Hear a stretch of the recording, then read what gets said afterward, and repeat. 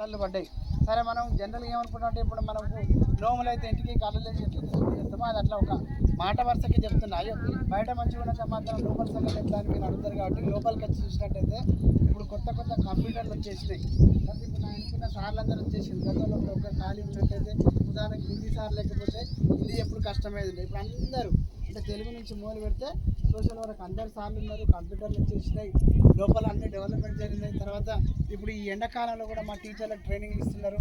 రకరకాల ప్రోగ్రామ్స్ మీకు జనరల్గా తెలిసిన ఏంటి, ఉచిత పుస్తకాలు ఇస్తున్నారు, తర్వాత 2 జతలు బట్టలు ఇస్తున్నారు, తర్వాత మధ్యాహ్నం భోజనం పెడుతున్నారు, రాగి జావ పెడుతున్నారు.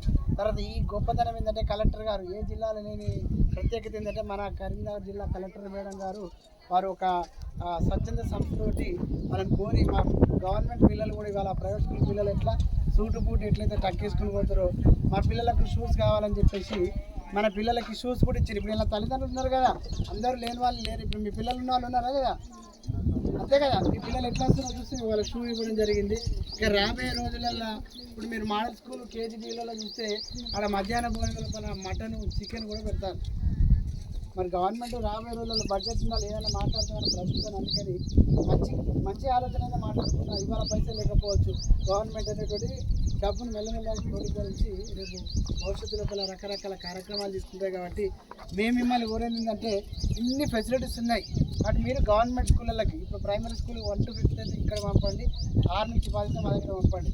మీరు ఈ కాలంలో కష్టపడ్డ పైసలని కూడబెట్టుకొని రేపు ఇంటర్మీడియట్ చేసినప్పుడు అందరూ చదువుతున్న తర్వాత 1-2 ముచ్చలు చెప్తారు, నా కొడుకు డాక్టర్ కావాలి, నా బిడ్డ డాక్టర్ కావాలి, ఇంజనీర్ కావాలంటారు. అప్పుడు మరి పైసలు ఎక్కడికి వెళ్ళొస్తాయి? ఇవాళ బళ్ళల్లో చదివే పైసలు అనేది మీరు కాపాడుకుంటే ఈ పైసలను మీరు రొటేషన్ చేసుకొని దాచిపెట్టుకుని వడ్డీకి ఏదో చేసి వాటిని ఇంటర్మీడియట్కి అప్పుడు ₹1,00,000 చొప్పున అవుతాను. అప్పుడు మీరు ఆ ఇంటర్మీడియట్ లోపల మీరు ఆ కోరిక నెరవేర్చుకొని పిల్లల్ని ఇంజనీరు డాక్టరు మనం ఇదే మాట వరుస అంటాం. ఏ ఉద్యోగం లేదు ఇవాళ రేపు మన నెత్తిన ఎంటుకలు అన్ని రకాల ఉద్యోగాలు ఉన్నాయి. చాలామందిని అడిగితే ఏ ఉద్యోగాలు లేవు ఏం లేదు అంటారు.